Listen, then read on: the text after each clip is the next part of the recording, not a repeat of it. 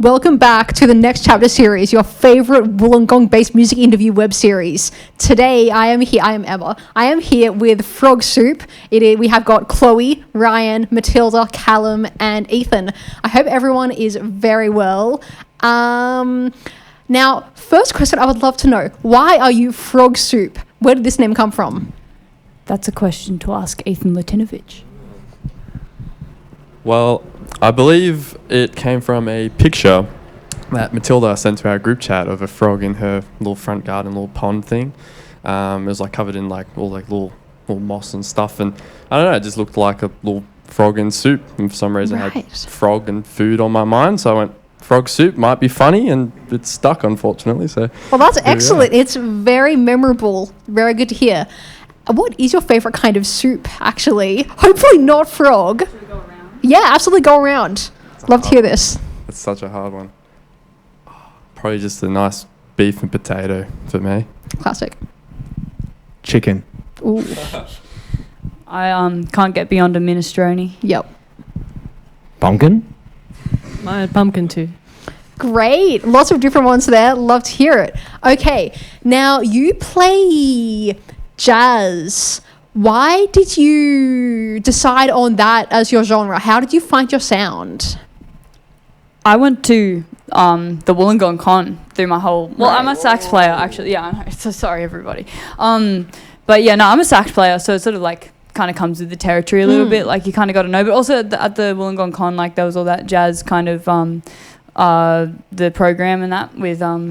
Eric Dunan and whatever, so I was kind of like all into that, and just like I've been really into the whole jazz thing, and I met Callum and he's really into the whole jazz thing as well, like on a sort of slightly different level. And then like Ethan Latinovich is just can play anything, and he kind of is also a little bit into the jazz thing, but there's like this whole other sort of side of things, like this kind of more, I don't know, what do you call it, like metal? Yeah, prog metal, something or other. And then also like Ryan. I've known Ryan since high school, and we used to play heaps of music together. Yeah,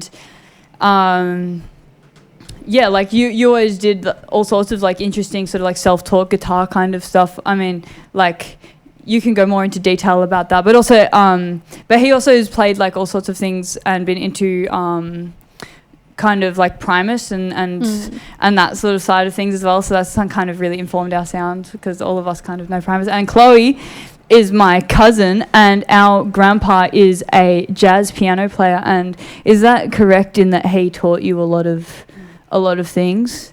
And so like Chloe's also got this crazy jazz background and a lot of interest in funk and disco as well. So like we've kind of got all these different sort of I guess like sort of perspectives of jazz and metal that's kind of informed us. Yeah, that's fantastic. So how do you all... I'm so sorry, actually, you were right to talk. I was just going to say, I sort of hesitate to call it jazz. I think we do because it's more just an amalgamation of all of our very different musical interests. Right. And then, there's no word for that, so... No.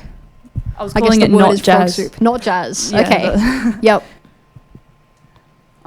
Yeah. Yeah. Okay. No. Amazing. Do you all feel like you have really brought a unique thing to the band, and you all have your own individual sound that you contribute? I want Ryan to talk about this. Yeah. No. Let's hear it from this. It's from Ryan. Well, I have the most different background to everyone else here because I never did jazz or anything. I've always been very folk, fingerpicky, and lots of metal and stuff. So I think that's what I bring to the table.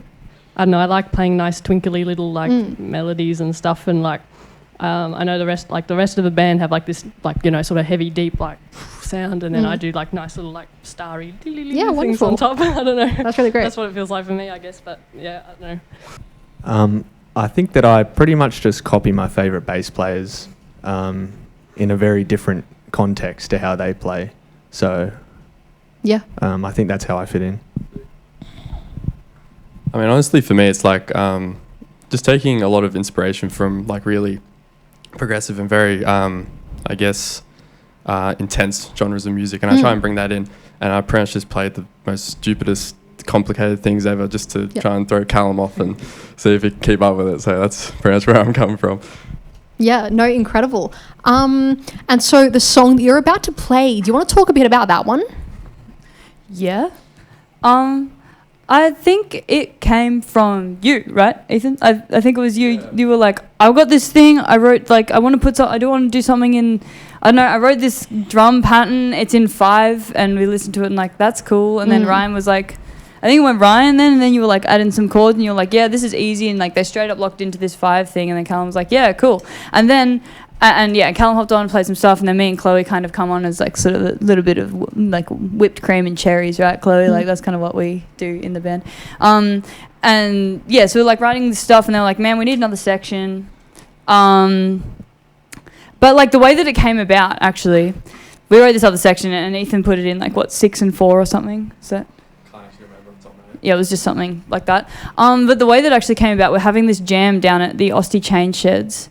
At the beach one night, and there was this bee, and it was like there was this bee, and it was like on the floor as one of the, and I don't think it had its stinger. It was like dying, and Chloe and I were trying to revive it so bad. Like we went over to the bubbler and we got some water for it, and I had some eucalyptus, like those eucalyptus drops, and I gave it like I crumbled one of them up and put it in the water, and it came up and it started like eating it, and I think someone's like, one of you guys, Callum stepped on it as he was playing, like as we were jamming, and we were so sad. And anyway, It was Chloe. it was rather heartbreaking. It was.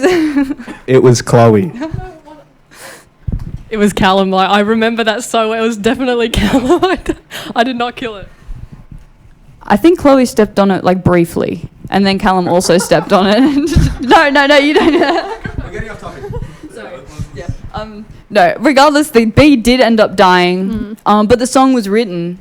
We were live streaming that song, and then and then we were like, well, it has to be about the bee. So I sort of felt when I was like playing over it, improvising over it, it was like I'm playing this to the bee. And then from there we kind of developed it, and that's kind of how all our songs go anyway. Right. Yeah. And are a lot of your songs inspired by animals you've tried to revive, or do you just go from anything? We were thinking of like trying to make it a thing, to be honest. Yeah. But like that was definitely the first iteration of that. Okay. Yeah. Absolutely wonderful. Okay, then I guess we're pulling to an end, but the last one I would like to ask is, what's the next chapter for Frog Soup? I want to record. I think we all like are really keen to just get some songs out there at the moment. Play more gigs, book more gigs. Like I would be also keen to like get out of Wollongong and sort of start getting up into like Sydney and stuff. But I mean that jazz scene's scary. But yeah. So I don't know. Like I feel like we kind of it's better for us to fit into that indie scene. But like anyway, just mainly recording at this point. And I mean, obviously, it'd be lovely to play a festival or something. I want to also, like personally as well, I really want to bring a lot of kind of, I don't know, I want to create a lot of love for instrumental music. Nice. Eventually, there probably will end up being vocals in this band, but like the main thing, like I think I kind of, from the start, I've always wanted to sort of spite vocalists a little bit and be like, screw you guys, we can do this without you. We don't need lyrics to make meaningful and enjoyable music. But anyway, that's my vision of the future. Does anyone else have anything? No. Okay. No, that's amazing. I cannot wait to see hopefully how you develop a Wollongong jazz scene and see how it all works out. Thank you for being here, and thank you for watching. I will see you next week.